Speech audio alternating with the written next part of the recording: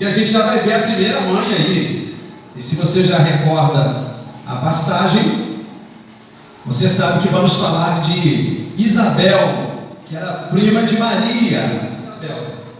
Isabel, junto com o seu marido, Zacarias, avançados de idade, os dois de família sacerdotal, mas eles não tinham filhos. E eles tinham então, por conta da sociedade da época, um estigma sobre a sua vida.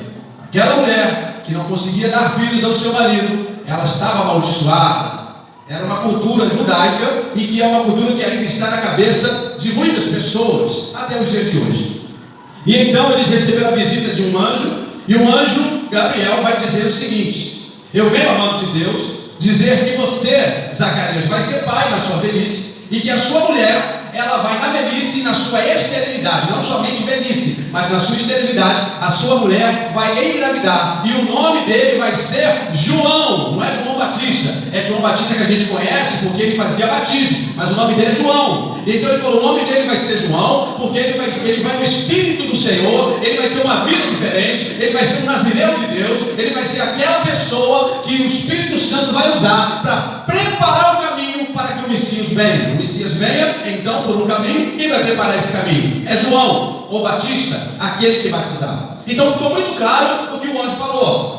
Embora Zacarias, ele não acreditou, que é o que muitos de nós fazemos. Às vezes a gente clama a Deus, Deus responde, a resposta é grande demais para nós e a gente fica sem acreditar. Como ele disse que não acreditava que isso aconteceria, o anjo falou: não, vai acontecer, porque já está determinado por Deus. Só tem o seguinte: para que seja um sinal de que vai acontecer, você vai ficar sem falar até o menino nascer. Olha, irmãos, imagina você ficar sem palavras porque você não acreditou que Deus vai cumprir a promessa que ele falou que vai fazer na sua vida.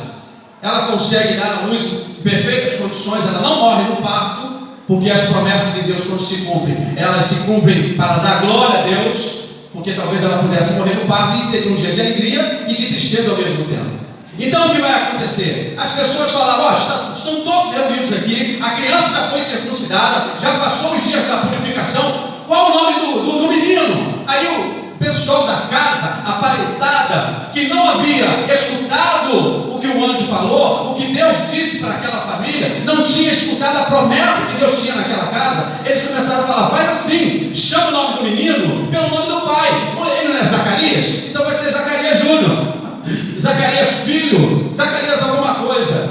Irmãos, ela podia ficar quietinha, mas como mãe, ela não se cala. Ela disse: não, a promessa foi clara e a missão específica. Ele vai se chamar João. Promessa específica para algumas mães, e eu arriscaria dizer para todas as mães, não só as que estão aqui, mas todas as mães do mundo inteiro. Deus tem sempre uma linda promessa para cumprir.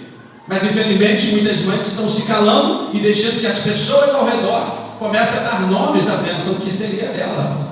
Começam a mudar: não, Deus, eu não ouvi o que Deus falou, então nós vamos dizer para você como vai ser a sua vida. Não, irmão, não, aqui em casa não. O homem está sem falar, mas eu falo, e o nome dele vai ser João. E foi João, não foi, irmãos? Porque o próprio pai depois falou, pediu uma tabuinha, escreveu o nome João, e quando ele acabou de escrever, ele falou: João! Aí a voz voltou. Aí a voz voltou e confirmou, e ele foi então registrado como João, filho de Zacarias e filho de Isabel. Perfeito. Então essa é uma contribuição importante que Isabel deixa para todas as mamães, que quando o seu querido e lindo esposo, pai dos seus filhos, se calar por algum motivo, não se cale. Não se de todos nós somos filhos de Eva. Sim ou não? Fazer o quê? Ela errou lá, mas todos nós somos filhos de Eva. E ela ofertou o seu ventre para ser mãe de toda a humanidade. Ela é a mãe que representa a mãe do coração grandão. Então, se eu fosse pegar alguma lição para alguma mãe hoje, existe mãe que é assim, né? Que tem um coração enorme. Parece que todas as pessoas nasceram do seu ventre, como a de Eva. Eu comecei a olhar mais para frente, depois de Eva, tem várias mães. Eu vou pegar só umas 72. Tá bom? Tem Sara, irmãos. Sara, parecido aqui com Isabel, é uma mulher que ainda nova, ela é estéril, e depois ela ficou velha, mas velha e estéril, Deus Deus vem e faz uma promessa para Abraão e Sarai, e fala: vocês também vão embalar uma criança na sua velhice. E Sara, então, ela vai ser a mulher que vai trazer pelo seu ventre o filho da promessa, chamado Isaac. Ela riu. E ninguém pode julgar a tal da Sara, porque tem vezes que a gente faz igualzinho ela, a gente ri, porque acha que é muito impossível de Deus cumprir o que Ele está falando, porque o cenário atual, o quadro atual de como está a minha vida, se Deus fala alguma coisa, eu só rindo, para tentar disfarçar. Ela riu, e Deus falou: porque ela está rindo, o nome dele vai ser Isaac, tá bom? Mas não importa o nome dele agora não, o que importa é que ele vai ser o filho da promessa. Vai vir um que vai apontar para o Filho de Deus, que vai cumprir a promessa de Deus na cruz do Calvário. Mas Sara é a mulher que, mesmo dando seus vacilos, ela vai trazer a promessa para dentro de casa. Tem algumas mães que sabem que são portadoras de promessas de Deus, mas talvez ao contrário de Isabel, tem se calado, e as promessas têm sido anuladas dentro de casa. Todas as criancinhas, ela escondeu seu filho pelo tempo que pôde, por 3 meses. Moisés foi ficando grandinho, fortinho e mais chorão, né? Imagina, 3 meses, se ele tivesse cólica então, aí ia chorar a noite toda. E os soldados passando, procurando os meninos que nasceram para jogar lá no rio Nilo. E ela esconde aqui, esconde ali, esconde lá, esconde para cá, esconde para lá, até que ela teve uma ideia: vou colocar ele lá na beira do rio, porque a filha de Faraó, ela se banha lá, e ela se banhando, ela vai achar a criança, e ela achando a criança, vai dar bom. Olha a fé da pessoa, irmãos. Quem é que em sã consciência vai pegar o filho e vai colocar na beira de um rio?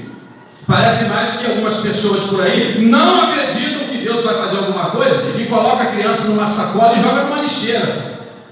Ao contrário de Joquebede, que ela sabia o que estava fazendo, porque tinha uma mulher que se banhava ali. Ela colocou e Miriam fica espreitando. Deu certo. Pegaram a criança, levaram a filha de Faraó. Ela apresenta e fala: como foi tirado das águas, seu nome vai ser Moisés. Já apontando para a missão do menino, vai tirar o povo através das águas. Ó, que coisa linda. E o que vai acontecer? A Miriam, também muito sagaz, ela vai chegar perto da mulher e vai ver que a criança está chorando e não consegue acalmar a criança. Fala: ó, conheço uma das hebreias que está com os peitos cheios de leite, porque perdeu, né? Perdeu o seu filhinho, está lá, sofrendo aí de dores. Aí ela: traga essa mulher para cá. Ela trouxe a mãe do menino. Irmãos, Joquebede é a mulher que vai ser sustentada pelo governo, com uma pensão que o governo vai dar para criar o próprio filho dela. É uma espécie de Bolsa Família, um auxílio emergencial, uma grande missão. Irmãos, tem mãe aqui que está criando seus filhos de uma maneira, mas talvez não tenha noção de que um dos seus filhos vai ter uma missão tão grande na vida, que ela vai ficar de queixo caído. Cadê as mães que acreditam nessa palavra? Na mulher de Israel, Noemi tem o seu esposo. Qual é o nome do esposo dela? Elimelec, né? Elimelec. Aí Noemi tem Elimelec, tem 2 filhos, Malom e Quilion. E aí eles se casam em terra moabita. Um se casa com Orfa e outro se casa com Ruth. Passados 10 anos, porque saiu da terra da promessa e foi morar na terra de Moab, por causa de um problema que houve lá, morreu o marido, morreu o primeiro filho, morreu o segundo filho. A mulher, em 10 anos, ficou viúva e perdeu o sustento da casa, a previdência social, que eram os filhos, que quem sustentava depois do marido eram os filhos homens que tinham que trabalhar e trazer sustento para casa. O que vai acontecer? Fica ela, Orfa e Ruth. Aí Noemi despede às vezes e fala: pode voltar para sua terra, porque eu sou uma velha, o meu nome significa agradável, mas não tem mais nada de agradável em mim. Na verdade eu estou muito azeda e eu estou mudando hoje o meu nome para Mar. Já viu que tem mãe que é assim também? De uma hora para outra ela fica azeda, os problemas começam a acontecer, ela que era agradável, ela tinha uma palavra agradável, ela fazia até brincadeiras, mas de repente ela fica azeda, ela começa a ficar amarga por causa das circunstâncias. Eu tenho colocado em meu coração e tenho tentado ensinar quem eu posso, e não deixar que as circunstâncias ao meu redor e algumas pessoas mude quem eu sou de verdade, porque tem pessoas que às vezes me forçam a agir de uma maneira que não sou eu, e eu falo: não, eu tomo a decisão, eu não vou agir assim, porque eu não sou assim. E parece que Noemi, ela esqueceu disso e ela se tornou amarga. Pois bem, Orfa foi embora e Ruth resolve ficar com ela. Fala: não, eu vou ficar com a senhora. Agora o seu Deus será o meu Deus, o seu povo será o meu povo, a sua terra será a minha terra, a sua casa será a minha casa, a tua saia será a minha saia, a tua sandália será a minha sandália. E por aí vai. Nós vamos compartilhar tudo. Eu vou ver com você, eu não vou te deixar. deixar, minha sogra. Olha que coisa, né? Nora e sogra, que relacionamento lindo aí. Deus vai abençoar, de alguma maneira vai entrar na vida de Ruth Boaz. Boaz é um parente mais próximo, vai remir a dívida de Noemi, vai se casar com Ruth, e Ruth, através de Ruth, sabe quem é que vai vir? Ruth se casa com Boaz e tem Obed. De Obed, né, no casamento dele, nasceu Jessé. E no casamento de Jessé, nasceu Davi.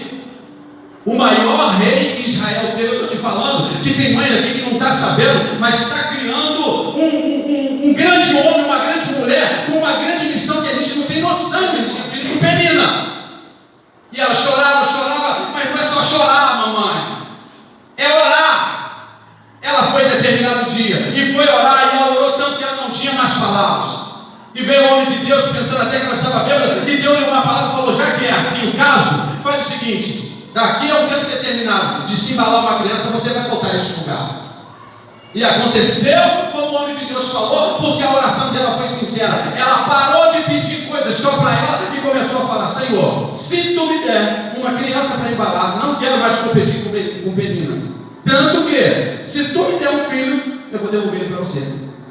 Ele vai ficar para sempre trabalhando para ti no tabernáculo. E Deus ouviu a oração de Ana, e o nome do filho dela se chama Samuel, aquele que foi pedido e ouvido por Deus. A mãe que deixa de oferta uma vida de oração. E a mulher de Jó, que nem nome tem? Do lado do maridão. Entende um pouquinho o lado dela, irmãos. Ela perdeu 10 filhos de uma vez. 10 filhos de uma vez. 10. Se perder um já é um desastre, mas uns 10. A vida dela mudou da noite para o dia. Ela tinha uma estabilidade financeira, ela tinha uma estabilidade emocional, ela tinha uma estabilidade familiar. E por causa de Jó, ela tinha uma estabilidade espiritual, porque era um homem que sacrificava a Deus por toda a sua família, apresentando ao Senhor. E de repente isso tudo muda. Ela falou, mas como viu que ele reagiu bem, ela permaneceu do lado dele. E depois que passa toda a situação de Jó, e Deus traz a restituição para aquele homem, ela vai ofertar a vida dela e o seu ventre mais uma vez, para recomeçar do nada com o seu marido. Ela vai ter tudo que ela tinha antes, 2 vezes mais. E agora ela vai ter mais 10 filhos. As riquezas foram substituídas e em dobro. Os filhos, nenhum filho substitui o outro, mas deu uma nova alegria. E ela passa aqui mensagem para as mães: a mãe que ofertou um recomeço na família. Tem mãe que acha que já está no fim, né? Acha que não vai dar. Eu acho que não tem jeito, minha família perdeu a estrutura toda. Não, confia um pouquinho mais, fica firme um pouquinho mais, que você vai ver o que Deus faz. Amém? Eu vou dizer que ela é a mais fácil de todas. Mas não, irmãos. Maria, quando recebe a promessa de que do seu ventre vai nascer o Salvador do mundo, o nosso Senhor Jesus, ela é uma mulher solteira, ela é uma mulher virgem e solteira, morando com seus pais. Quando a Bíblia fala que ela era desposada, significa que é um costume daquela região, daquele povo, de que ela foi prometida em casamento a um homem. Ela estava, como chamamos hoje, de um noivado, vamos colocar assim. E o homem, ele tinha que trabalhar para formar uma casa, e os pais dela para fazer uma festa. E no dia do casamento eles iam se unir, e ele tiraria a mulher da sua casa para morar com ele e formar uma família. Mas eles não tinham relacionamento íntimo. E o anjo fala: você vai ficar grávida. Imagina a mulher virgem e com um compromisso com um certo homem aparecer grávida na sociedade. Você pulou a cerca, merece morrer apedrejada. Então Maria, ela vai arriscar a sua vida, mas vai tomar uma decisão que através do seu ventre ela vai ofertar ao mundo o Salvador da humanidade. Tem mãe que não gosta de se arriscar pelos filhos. Aprenda com Maria. Se arrisca um pouco mais. Se arrisca em oração. Se arrisca em investimento. Investe no seu filho. Tem mãe que só libera a palavra difícil para o filho. Isso aí, quando crescer, esse pequeno está assim, quando crescer não vai prestar para nada. Aí Aí ele cresce e realmente não perde para nada, porque a palavra foi liberada, ligada lá atrás. Investe um pouco, arrisca um pouco mais. Arrisca dizer que seu filho, que é um príncipe, e sua filha, que é uma princesa, ele vai crescer para dar muita glória para Deus e muita honra para a família. Aquele que veio do seu ventre, seja aquele que veio do seu coração, não importa, é a mãe da criança. É tanto amor que essa mulher tem para dar, que ela vai mudar gerações futuras, como eu sei. Eu li o exemplo dessas mulheres. Gerações futuras foram tocadas por causa de um amor de uma mãe. É por isso que lá em Isaías 49:15 vai dizer: pode porventura uma mãe que tem o seu filho, que amamenta o seu filho, se esquecer daquele a quem ela gerou?